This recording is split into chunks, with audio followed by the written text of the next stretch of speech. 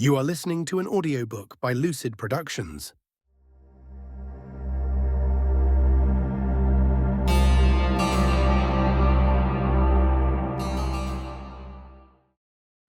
Chapter 2. Matteo knelt before the worn wooden table, hands trembling as he eased each chess piece into place, careful not to draw the ire of the men behind him.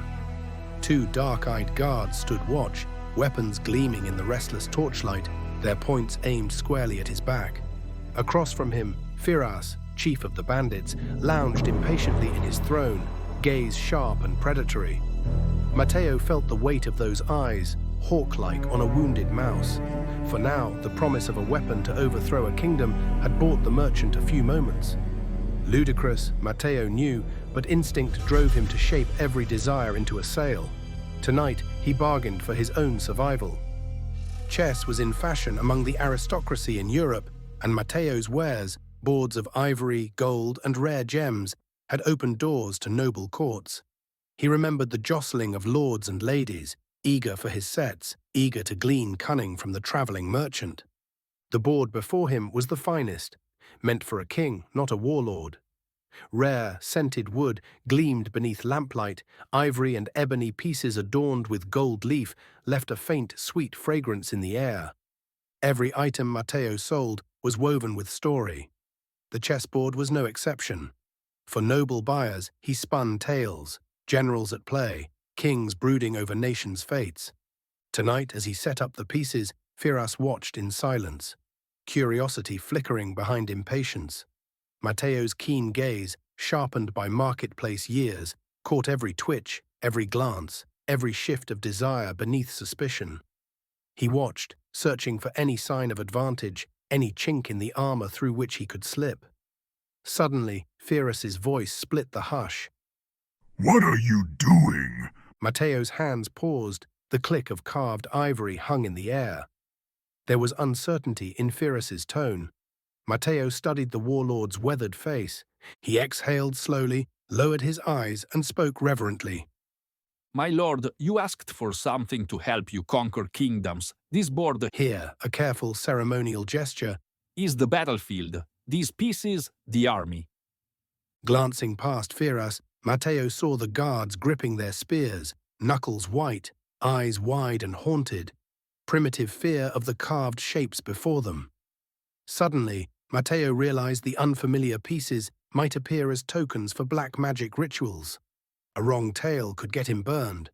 He steadied himself, lifting the king, its ivory crown flickering gold in the lamplight. This is the king, my lord. Whoever captures him takes the kingdom. The piece's shadow darkened the ranks. Matteo watched Firas for a reaction and saw a flicker of curiosity, fighting pride and suspicion.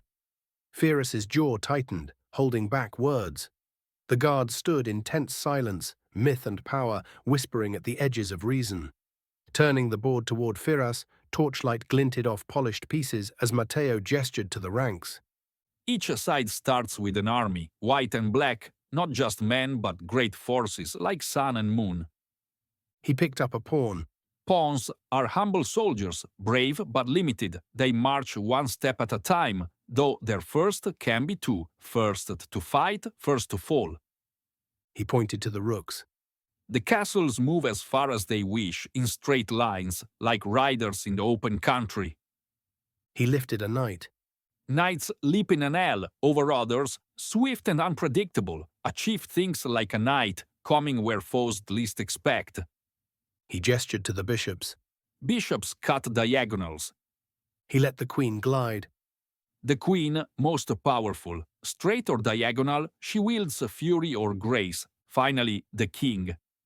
He moves one square at a time, slow but precious. The game is won or lost by the king's fate. Matteo met Firas's eyes. Sides strike in turn. White moves first. The first move is blessing and curse.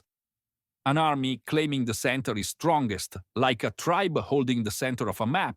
Every battle's shape changes from the beginning. He continued. Opening moves in chess hold great significance. They lay the foundation for the battle that follows, and in this game, the center of the board holds the key to success. Pyrrhus's eyes narrowed, curiosity piqued. The center? He echoed, urging Matteo to elaborate. Yes, just as if your army were in the center. Matteo pointed to a map on the tent wall. They could reach any place on the map far quicker than if they were gathered in the corner. The center holds a similar importance. It grants control over vital squares and allows for swift deployment of your forces. Pyrrhus leaned in, gaze fixed on the board. And how does one gain control of the center? He asked, eagerness slipping through his guard. There are many strategies, my lord. Matteo replied, measured and deliberate. One common approach is to establish a pawn presence in the center, or to control the center squares with your pieces. As he spoke, Matteo advanced a pawn to a central square. By claiming the center, you deny your opponent the same advantage. He continued, pointing toward contested territory. This secures your own position and limits your enemy's options. Pyrrhus leaned back in his throne as the oil lamps cast trembling shadows across the canvas walls of his tent. Before him, pinned taut against the fabric, stretched a vast map, worn soft by years of dust and handling. Inked lines marked trade routes like veins of promise threading between distant realms. In the northeast, written in careful hand, the name Araphia stood proud. To the south, a small flag marked the roaming encampment of Pyrrhus's tribe, the symbol of a people without borders, drifting where fortune or plunder called. At the map's heart, a large X stood out in crimson, still glossy under the flicker of flame. Just the other day, Pyrrhus said, pride coloring his voice. I drew that X myself, to mark where a resupply point will rise, a place for my spies to rest and regroup before they vanish back into the sands. He leaned back, eyes narrowing in thought. The air in Pyrrhus's tent grew thick with the scent of burning incense and leather oil. Matteo stood as the guards behind the chieftain lowered their hands from their blades, shoulders that had been tense a moment ago loosened, wary eyes softening as Pyrrhus sat back on his throne, momentarily satisfied. The flickering lamplight softened the lines of his face, and, for the first time that evening, Matteo sensed he had managed to calm the storm. His gaze drifted back to the map. It stretched across the canvas wall like the banner of a conqueror, corners fastened by bronze pins that glinted in the gloom. At its center, the bold red X bled across parchment, fresh, defiant, and prominent. Around it, trade routes seemed to spiral inward, as if the whole world revolved around that mark. Matteo understood. To sell an idea to a man like Pyrrhus, one must tie it to what he desired most. The map made that craving plain, not land, nor gold, nor cattle, but dominion itself. Pyrrhus wanted the world, and he wanted to be its son, the center of it all. Matteo sensed the pivotal moment, curiosity balancing against suspicion, and pressed forward. That is synchronicity, my lord, he said in a low, persuasive tone. When two unrelated things appear together, it is no coincidence. Your board and that map, together at this moment, an omen. You were meant to rule that map, with this board as your instrument. Pyrrhus's eyes gleamed in the lamplight, measuring Matteo with a predator's patience. For just a heartbeat, Matteo feared he had gone too far. Ambition was a dangerous mirror to hold before such a man. Then Pyrrhus's lips curled into something unreadable. Call in the witch doctor, he commanded. The guards exchanged a glance before one slipped into the night.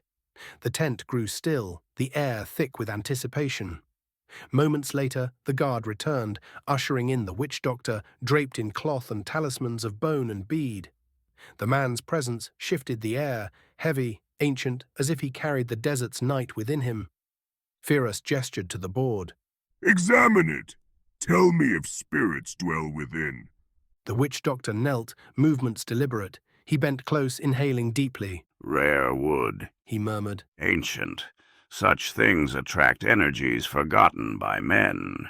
The older the tree, the deeper its roots into the unseen. He tapped the board with his knuckles, pressed his ear against it, as if searching for a heartbeat, then looked up, wide-eyed. Yes, there are spirits, old, aware, drawn to its scent. Pyrrhus's expression hardened, intrigued but cautious. The witch doctor's fingers traced the pieces. He lingered on one, lifted it, brought it to the tip of his tongue. Blood, He said simply. These idols have known sacrifice. That makes them vessels, powerful but not always loyal. Matteo's throat tightened. He had not expected the ritual to reach so far into the uncanny. The witch doctor worked in silence, then withdrew a small board inscribed with symbols. He cast carved bones, muttering words older than tent or tribe. Shadows danced over his face as he waited. Finally, he exhaled. There is power here, He said, voice certain. but no harm meant for you, Lord of the Sands. The spirits within this board are not your enemies. Fira studied him for a long moment, then looked back at Matteo and, for the first time, smiled.